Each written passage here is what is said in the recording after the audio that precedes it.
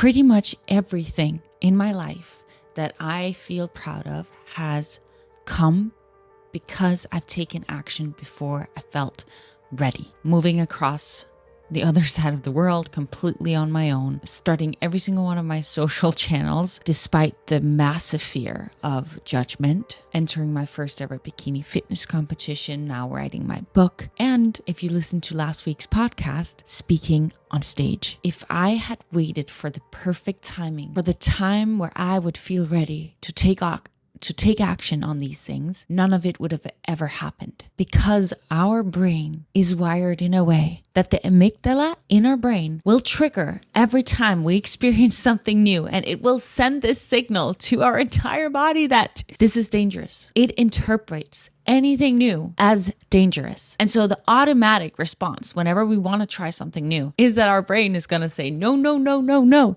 do not do it. Stay safe, stay in the certainty, keep waiting till you're ready. But if you never actually take the step anyway, your brain is most likely never going to stop signaling this level of fear whenever you want to try something new. And acting despite the fear is going to little by little train your brain safety through exposure, so that over time, what used to absolutely terrify you becomes your new normal. I believe readiness is a myth, and waiting for the fear to disappear will most likely never happen. So in my life, I want to do my absolute best to, when I feel a calling to do something, despite feeling the fear, to move towards it anyway. And my purpose with this podcast episode today is to share some different examples from my own life, together with a little bit of science mixed in there, to hopefully spark something within you to go towards that thing today that you feel called to go for despite the fear. And I want to start off with just sharing a little bit about confidence, because most of us believe that confidence is something that you either have or you don't have. But I grew up as not a very confident person. In certain things, I was a confident person. Other things, I wasn't a confident person. And what I can see now is the things that I was confident within was the things that I continuously had taken action on and then proved to myself that I was actually capable of doing that thing. For instance, dancing. I grew up dancing, and I would dance every day. And I kept, every time I joined a new dance group, I would continue practicing, and I would be leveled up with the dancers that were a little older than me, because I kept practicing so much that my skills developed over time. And so I had a level of confidence within my dancing because I'd proven to myself again and again and again that I was capable of improving and getting better as a dancer. There were other things that I was very much less confident within. And according to psychologists, confidence is not something that one either has or doesn't have. It comes from proving to yourself that confidence comes from mastery experiences. So it comes from actually doing the thing so that you prove to yourself that you can do the thing. So if you want to become a more public speaker, you got to go on stages again and again and again until one day you've proven to yourself so many times that you can speak on stage. If you want to become a confident writer, you got to write until one day that becomes your new norm, because you've proven to yourself again and again and again that you can write. If you want to be better at speaking up in meetings, you have to actually take the action and start speaking up in meetings so that you prove to yourself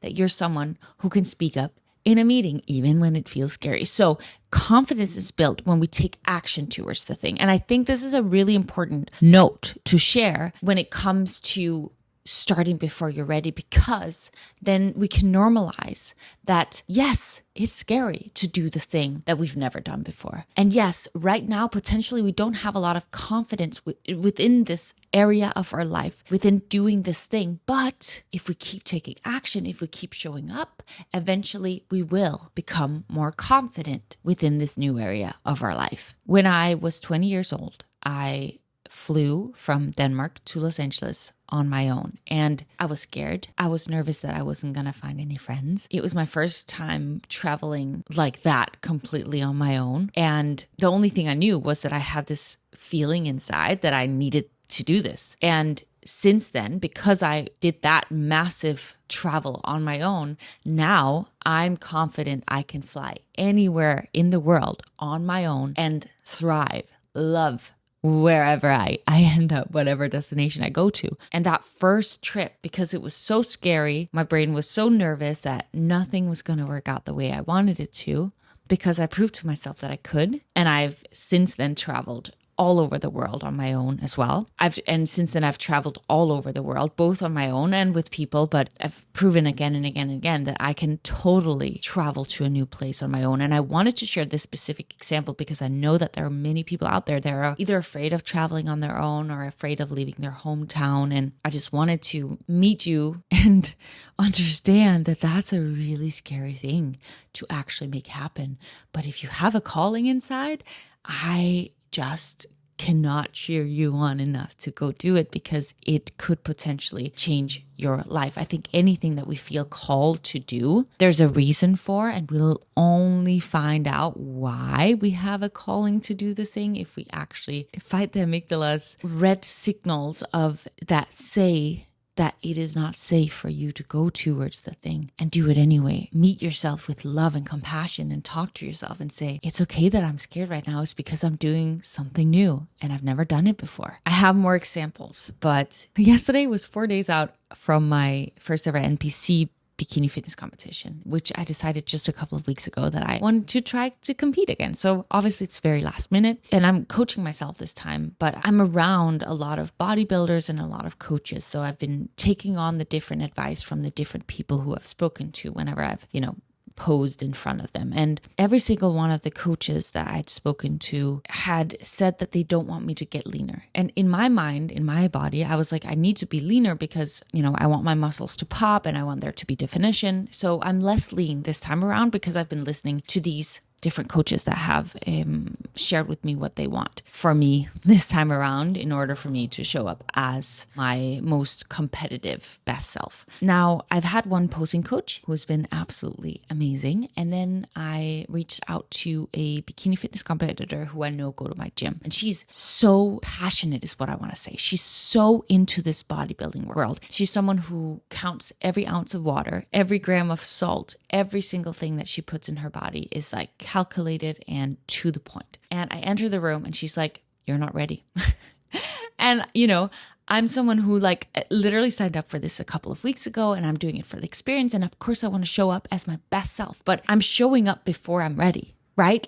It's not normal to choose to want to go to a competition 3 weeks before it's actually happening. But again, I want to challenge myself to do things before I feel ready. And if I'm at one point, I'm like, you know what? I want to do this as an actual profession. I want to go pro. Then of course I need to take the prep more seriously. I need to give myself more time to show up as my absolute best self. So there's obviously conflicting thoughts surrounding showing up before you're ready, because some people want to, obviously put only their best self on that stage. But I'm someone who I just love challenging myself. So I was like, I'm just going to do this because why not? Who knows what's going to happen if I just show up. And I know for absolute certainty that yes, maybe I'm going to come last place, but I'm going to learn something on the journey. And so I show up to this posing practice yesterday. And first of all, she changes my whole routine here, 4 days before my competition, and is saying how my glute and hamstring tie-ins aren't visible enough, which I already know is my weakest area of my body.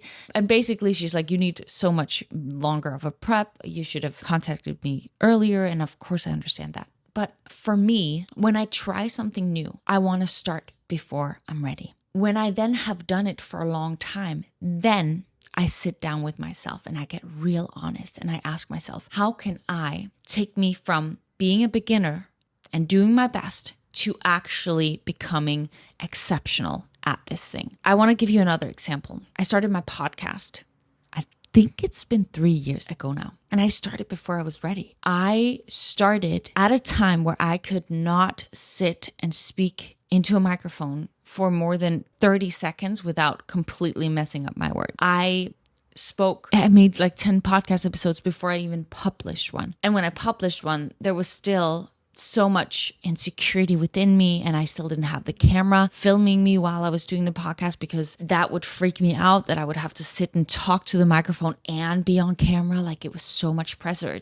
It was so scary for me to share my voice in that way. And I started before I was ready. I just published the first episode, even though it was very imperfect, it was not good. And because I now am 3 years in and I've been creating podcast episodes almost every week, I've had short breaks throughout my journey, but it's become my norm. Now I could literally sit and talk to you on this mic all day long. It may end up being not very valuable because, who knows, maybe at some point I would run out of fun ideas to talk about, but I feel so confident in front of this microphone. And it's because I started before I was ready. And then at one point, actually this year, I was like, you know what? Now I want to take it up a notch. How could I do that? And that was, I started inviting some more incredible people to come on the podcast. I invested in now, like when I have people over, I have not just one camera, I have a couple of cameras, and I got new microphones. I built my whole podcast studio. My podcast is still not my number one priority. So sometimes I have a couple of weeks where I don't have people come on my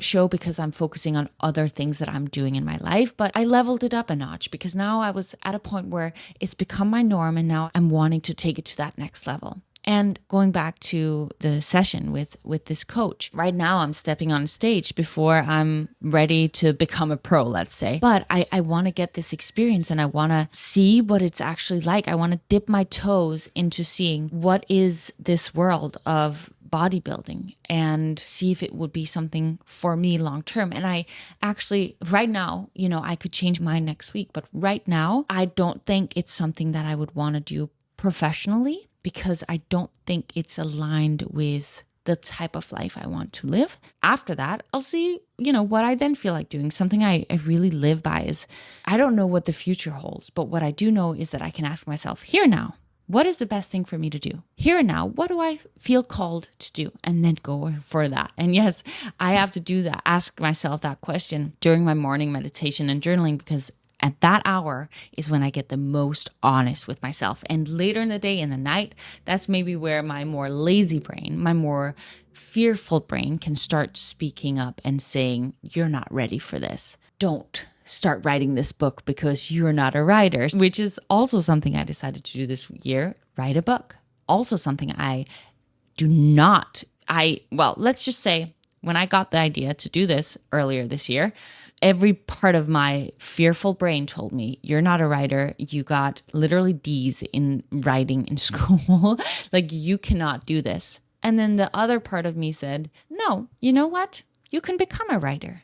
If you keep writing, eventually you will become a writer. And yes, you may be not very great at it right now, but that doesn't mean that you can't become great at it if you just choose to believe that you can. And so that's what I did. And yes, we did have a 3-month break where we didn't work on the book at all because of different circumstances, but now I'm back and focusing on it and really, really excited about it, and still not feeling like a very good writer, but the more I write, the better I get at it, right? And going back to this idea of starting before you're ready, if you listened to last week's podcast, you know that I did my first ever public speak. And even though it was super short and it was, just tiny compared to how long a keynote speaker will make their speech, for me, it was a massive big step. And yes, I felt ready to some degree, but also I did not feel ready at all because I was asked to speak at the Summit of Greatness and so afraid. But again, I chose to make myself believe that I was more than capable of doing this.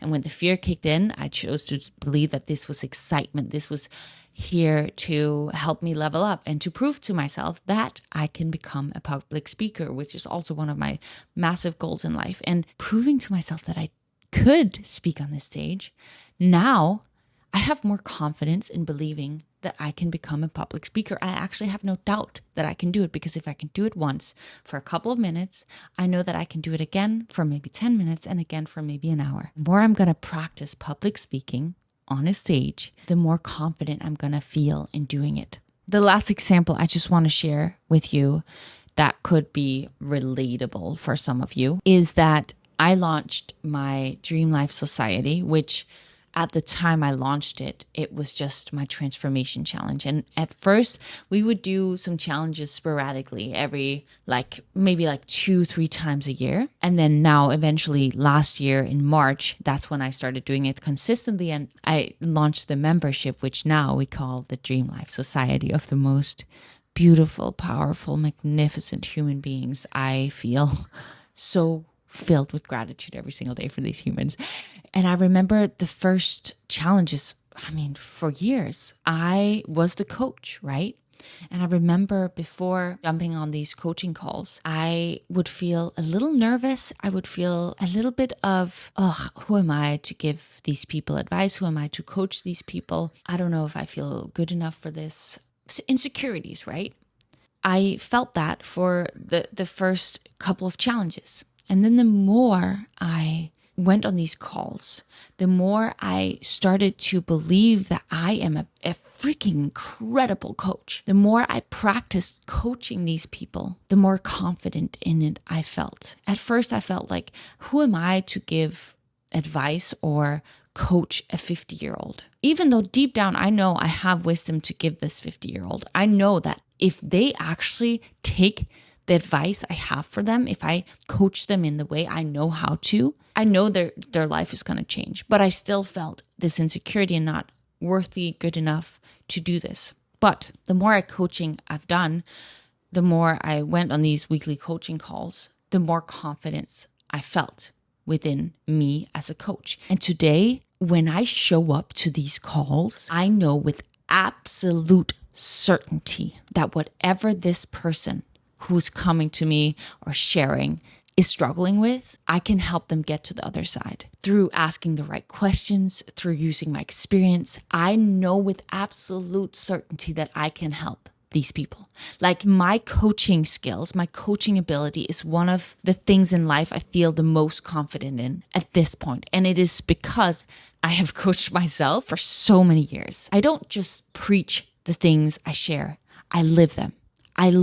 And week after week after week, I have shown up for these coaching calls. And I've also, my friendships in my real life, I show up as someone who has this deep knowing that I'm capable of helping them through the challenges that they're dealing with, because I help myself through that. I help everyone in my life, or at least I do my best to help the people in my life. It's different when you're a client and a coach, or when you're, friends or family members, because I'm not going to ever try to coach someone who doesn't want to be coached, right? I only am there to support the people in my life, and whoever is reaching out to get the support that I know I'm capable of giving, then I will help. But we can't try to change someone's life who doesn't want their life to be changed, right? Even during these coaching calls, I always meet them with wherever they're at. Like, I'll only push them to the degree of which they wish to be pushed. I can sense that. It's like you feel the energy from someone, and you know where the line is. You know just how far you can push and how much this person is willing to invest and dive deep. So all of that to say that today, from starting off feeling very insecure as a coach, today that is one of my best skills that I know I can help people with, whoever wants that help. All of this long ramble to get to this point where I want to ask you, where in your life do you need to show up with courage right now and make something happen that you have been trying to wait to feel ready for? I work at an office space right now, and this person came up to me. We'd both gone to a podcasting event, and the person came up to me and asked about my podcast and shared how he tried for a long time to want to start a podcast. And my advice was just get started. Just record those first episodes and put them out there, because with time, we're going to learn our voice. We're going to figure out the systems. We're going to figure out how to record the best audio, get the best lighting for everything when it comes to recording the video of the podcast. Like, just get started. Don't try to make the first 10 episodes be perfect. I know that some people are going to argue against this. I know some people will say, no, you shouldn't get started until it's absolutely perfect. But that's just not how I have gotten to where I am. I started before I felt ready. Same with when I came to the States and I joined a dance program. The coach in that dance program, I remember this so clearly because I remember I disagreed. He said that you need to be such an exceptional dancer before you even come to Los Angeles, because then when you show up, then you're going to wow away all the different choreographers and people who you should work with when you come to Los Angeles. But when I came to Los Angeles, I was not even, like, I was in the bottom of the danceability skills here. In Denmark, I was one of the best, but in Los Angeles, I sucked. That's just the honest truth. I sucked compared to the level in Los Angeles, and I had to be around Los Angeles dancers in order for me to get to that level. I believe that to become the best, you have to train with the best. If you are the best in the room, the extent that you're going to grow is very little. But if you train with the best of the best and you suck, you're going to be pushed to continuously level up. So I'll ask you again, where in your life do you need to right now show up before you're ready? Do you need to join a mastermind where you're going to be in a room with people who are so much better than you, but you're scared because you're going to be the worst one in there? Yes, maybe. But eventually you're going to be at their level because you train with them. You see what they do. You learn from all the things that they're doing. You need to launch the podcast that you've been thinking about launching for 2, 3, 4, 5, 6 years now. Do you need to start the YouTube channel where you share your skill? Do you need to start that business or at least get started on actually making that side hustle while you have your current job? And just play around with it. Set aside 1 hour every day where you work on that side hustle that eventually could turn into the business that you've been dreaming about for, who knows, a decade. The brain will rewire itself when it is challenged. This is science. New skills, new thoughts, new habits are going to be developed through continuously pushing yourself beyond your comfort zone. That is literally when new neural pathways are going to be developed. Starting before you're ready is when the perfect exact stretch zones of growth happens. It needs to be just outside of your comfort zone. And you don't need to push yourself so far that you shut down, but just stretch yourself enough to get a little bit outside of your comfort zone. Where do you need to start today, even though you are terrified and don't feel ready? What do you need to do in your life? I want you to think of this just like we talk about progressive overload at the gym, or at least I talk about progressive overload all the time at the gym when it comes to growing muscle. Every single week, you're going to want to show up and push your muscles harder than you did the previous time. That's the same with any area of our life. If we can think of it as a progressive overload system where every time you show up, you push yourself just a little bit harder than you did the previous time. You show up with just a little bit more confidence. You choose to believe just a little bit more in yourself, and you keep practicing. You keep building that muscle through this progressive overload of continuously pushing yourself just a little bit outside of your comfort zone. Taking action before you're ready is the mental equivalent to adding just a little bit more weight to the bar when you do squats at the gym. It's a really cool way to think of it, I think, for any of my fellow fitness freaks in here.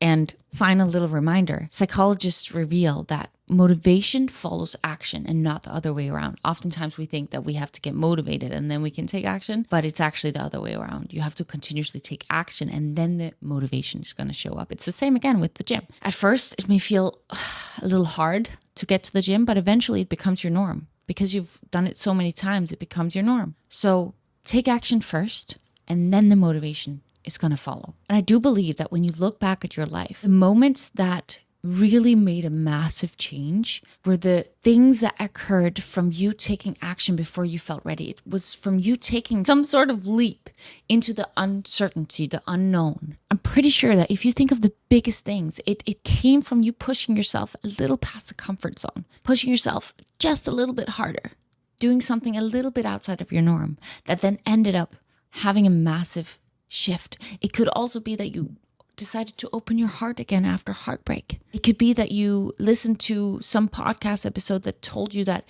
you just have to believe that you're this type of person that can do this thing, and then you did it and then it changed your life. I don't believe that the things that happened in your life that made the biggest change was because you had planned it out super perfectly and everything had gone according to plan. It came from you taking action imperfectly, but doing the best that you could at that moment of your life. And that helped shift something in your life. What is it that you need to go out there today and take action on before you're ready? Because you deserve to do that, and you have no clue what's waiting for you if you actually do it. But you'll only get to find out if you go for it.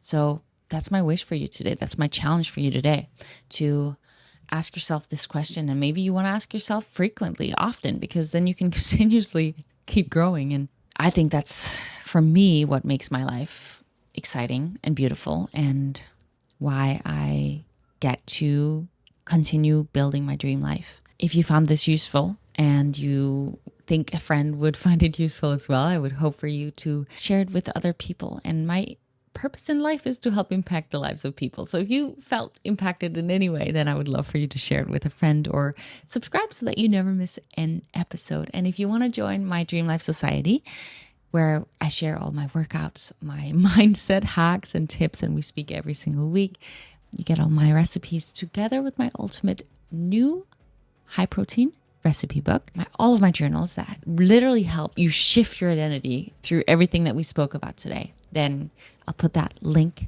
below. And yeah, final reminder to go do that thing that you feel not ready to do yet, but that you know within you feel called to go for, because miracles, I believe, are waiting on the other side. Thank you so much for being here. And as always, remember that in order for you to grow, you have to challenge your norm. Bye.